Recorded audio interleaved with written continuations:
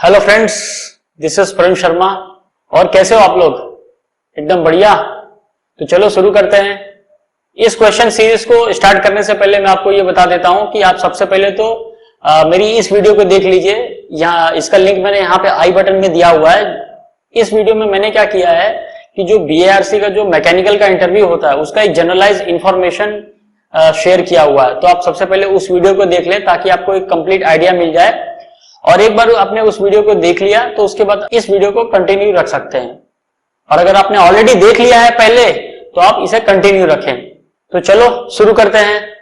तो इस बंदे ने अपना फेवरेट सब्जेक्ट क्या क्या बताया पहले वो देख लेते हैं। सबसे पहले तो थर्मोडायनेमिक्स, फिर उसके बाद strength of material, then fluid mechanics और लास्ट सब्जेक्ट जो है वो है हीट ट्रांसफर। ओके, तो ये सब सब्जेक्ट बताएं। अब जो पहला क्वेश्चन पूछा गया, tell me what you learn about the thermodynamics. तो इसमें आपको यह बताना है कि थर्मोडायनेमिक्स में क्या क्या आपने पढ़ा है। उसके बाद जो सेकंड क्वेश्चन है, tell me what is zeroth law.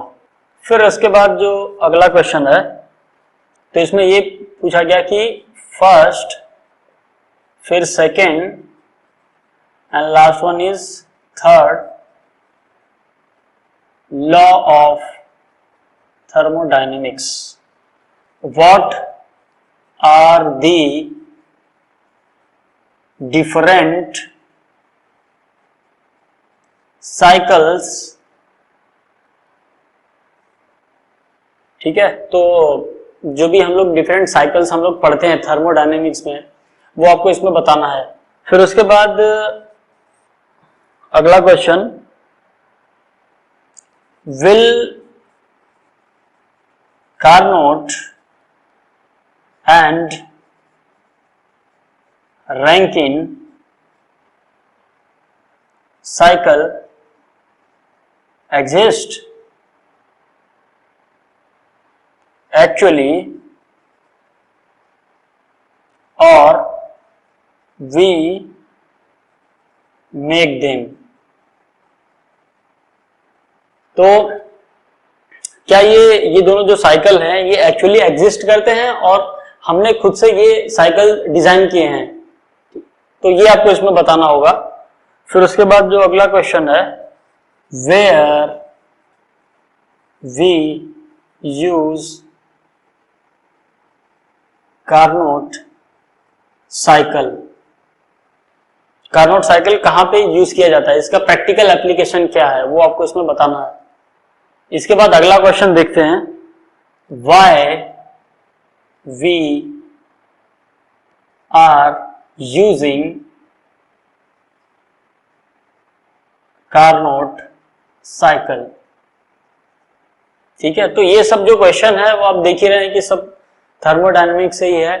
और जो भी क्वेश्चन पूछे जाते हैं वो प्रैक्टिकल बेस्ड ज्यादा होते हैं, एप्लीकेशन बेस्ड ज्यादा होते हैं। ठीक है, तो ये आप ध्यान देना कि जो भी साइकिल आप पढ़ेंगे उसका एप्लीकेशन क्या है और कहां पे वो यूज हो रहा है ये आप अच्छे से पता कर लीजिए। अब अगला क्वेश्चन देखते हैं, वेयर वी यूज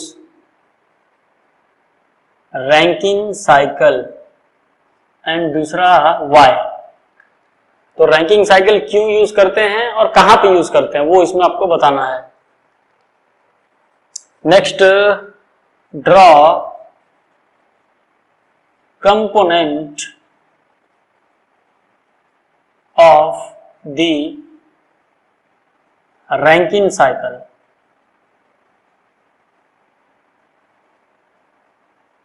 तो रैंकिन साइकिल में कौन कौन से कंपोनेंट होते हैं और उसका ये क्या है, मतलब सीक्वेंस क्या है वो आपको इसमें बताना होगा। और उन कंपोनेंट के फंक्शन क्या हैं। देन अगला देखते हैं, tell me the will temperature increases linearly in the boiler। तो अगर मैं इसका टीएस डायग्राम में ड्रॉ करता हूं और जब भी बॉयलर में हीटिंग होती है तो वो टाइम पे अगर मैं इसका जो प्रोसेस हो रहा है बॉयलर के अंदर अगर मैं उसे ड्रॉ करता हूं तो उसका नेचर क्या होगा, उस लाइन का, उस कर्व का, क्या वो लीनियरली वेरी होगा या कुछ इसका स्लोप इंक्रीज होगा, तो जो भी है वो आपको इसमें बताना होगा। फिर उसके बाद एक सिचुएशन दी गई है कि दो स्टीम पावर प्लांट है, ठीक है, steam power plant, steam power plant, ये स्टीम पावर प्लांट 1 और ये स्टीम पावर प्लांट 2, ठीक है। और ये जो पावर प्लांट है ये है शिमला में, ओके, और ये वाला जो पावर प्लांट है ये है मुंबई में। समझ गया रहेगा आपको। तो इसमें ये क्वेश्चन पूछा गया कि which one produce more net work output, तो ये इसमें आपको बताना होगा। तो अभी आपने ये पावर प्लांट वाला प्रॉब्लम देखा ही है, ठीक है, कि एक स्टीम पावर प्लांट है शिमला में और दूसरा जो है वो मुंबई में सिचुएटेड है। तो दोनों केस में दोनों में से कौन ऐसा पावर प्लांट है जो ज्यादा नेटवर्क आउटपुट देगा, तो ये आपको एक्सप्लेन करना होगा और उसका रीजन क्या है वो भी इसके साथ आपको बताना होगा। तो इसके बाद जो नेक्स्ट क्वेश्चन है वो देख लेते हैं क्या है। अभी इसमें एक सिचुएशन दी गई है कि ये एक टैंक है, ठीक है,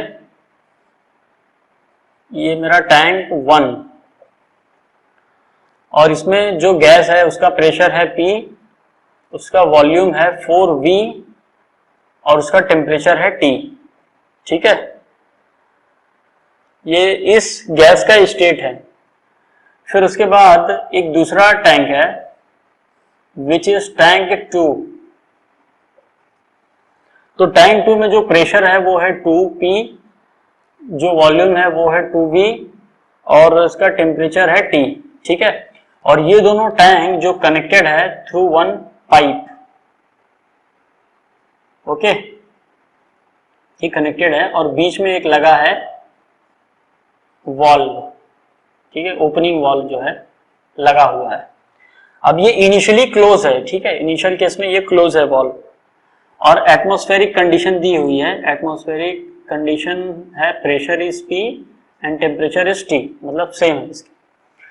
अब इसमें बोला है कि पहला जो इसका सब प्रॉब्लम है वो है what will happen if I open the valve.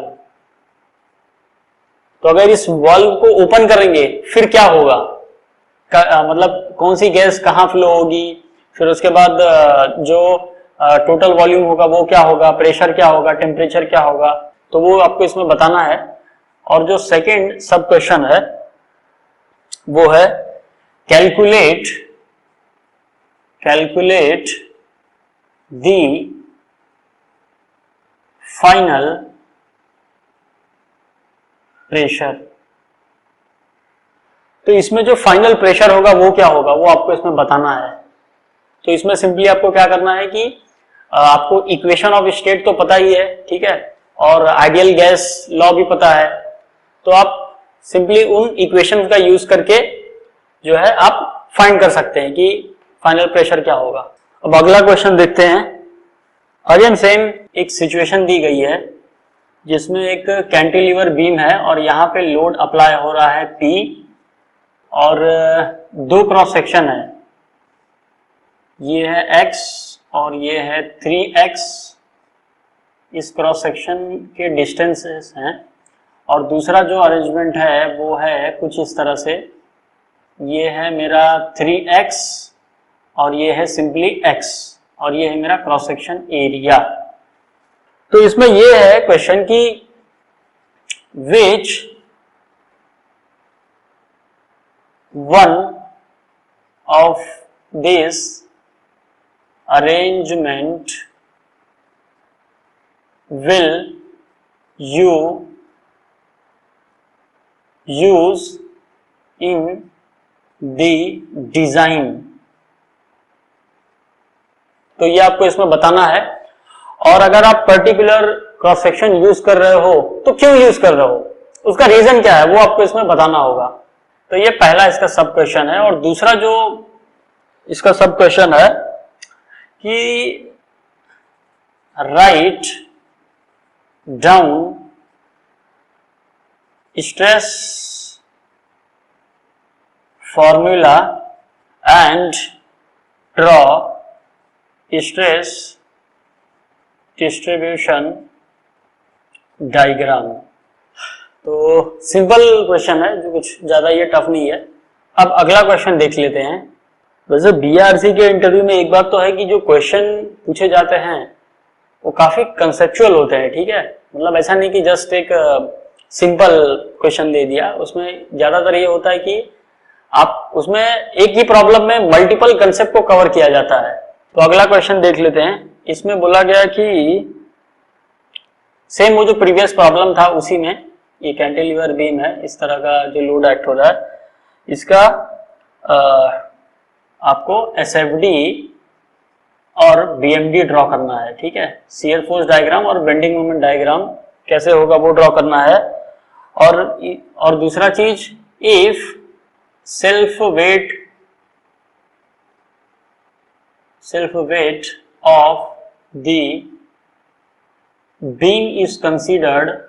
beam is considered then what will happen to SFD and BMD। तो ये पहला सब क्वेश्चन। और दूसरा जो होगा कि draw the deflection diagram of beam.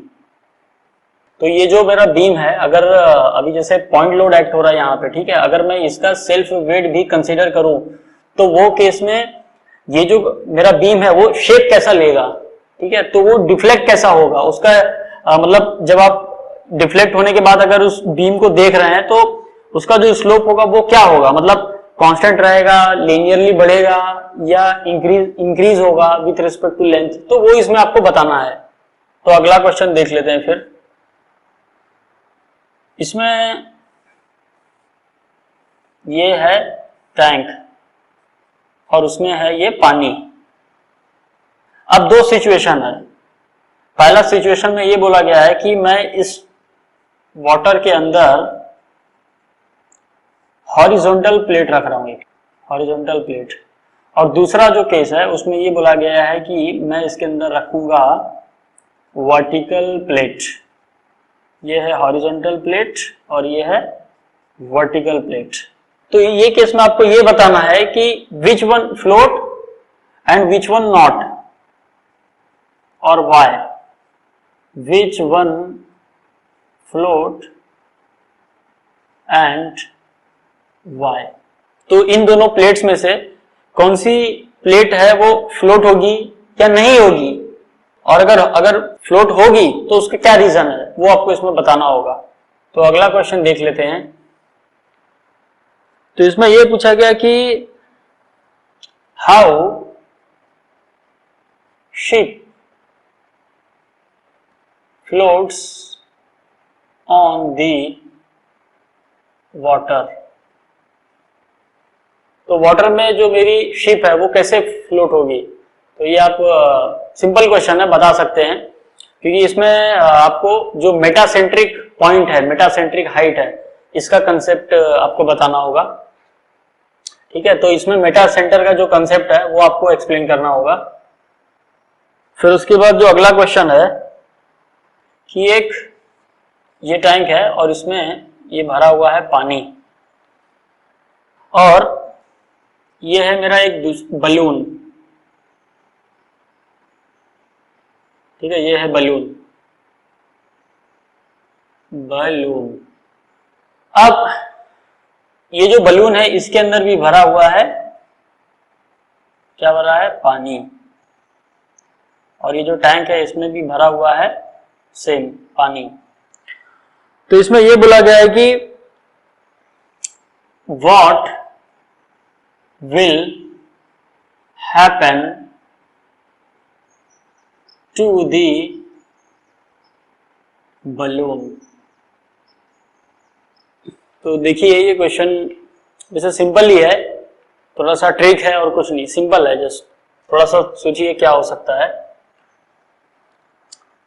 फिर उसके बाद जो लास्ट क्वेश्चन जो पूछा गया उसमें ये सिचुएशन दी गई है कि दो अलग अलग मटेरियल है, ठीक है, उसका कुछ तो थिकनेस है, मान लीजिए इसका है x1 और इसका है x2, ओके, और ये दोनों जो मटेरियल हैं वो जॉइंट हैं थ्रू दी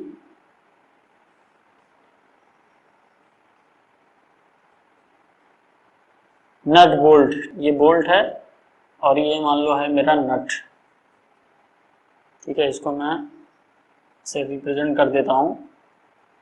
समझ रहे हो ना, इस प्रॉब्लम को समझ रहे हो ना कि मतलब दो शीट है अलग अलग और उसको मैंने नट बोल्ट से ज्वाइन करके रखा हुआ है, और ये जो सरफेस है इनसाइड वाला उसका टेम्परेचर है T1 और ये जो बाहर का सरफेस है उसका टेम्परेचर है T2, और कंडीशन दी गई है कि T1 is greater than T2। तो ये केस में इसका टेम्परेचर डिस्ट्रीब्यूशन डायग्राम क्या है वो आपको ड्रॉ करना है। तो based on thermal conductivity of the material उस कर्व का नेचर होगा और उसके हिसाब से आप ड्रॉ कर सकते हैं। ये सिंपल क्वेश्चन है, कुछ टफ नहीं है इसमें। तो इस बंदे से बस इतने ही क्वेश्चन पूछे गए, और अगर आपको कुछ डाउट है, कोई क्वेरी है, तो आप नीचे कमेंट सेक्शन में अपने क्वेश्चन को जरूर पोस्ट कर देना। I will try to reply as early as possible. और अगर आपको कुछ मैकेनिकल इंजीनियरिंग से रिलेटेड फ्री स्टडी मटेरियल चाहिए तो आप www.mechanicalpentomath.com पे जा सकते हैं। ये हमारी वेबसाइट है जिसकी लिंक मैंने नीचे डिस्क्रिप्शन बॉक्स में भी दे रखी है, ओके। और अगर आपको ये वीडियो अच्छी लगी हो तो लाइक जरूर कर देना, इतना तो बनता है यार, थोड़ा मोटिवेशन बना रहता है अपना, और आपके लिए नई नई वीडियो लेके आने वाला हूं, ठीक है। और दूसरी चीज, हमारे चैनल को सब्सक्राइब जरूर कर लेना ताकि जो भी मैं नई वीडियोस लेके आ रहा हूं उसकी नोटिफिकेशन आपको तुरंत मिल जाए। तो बाय, टेक केयर, अपना ध्यान रखें।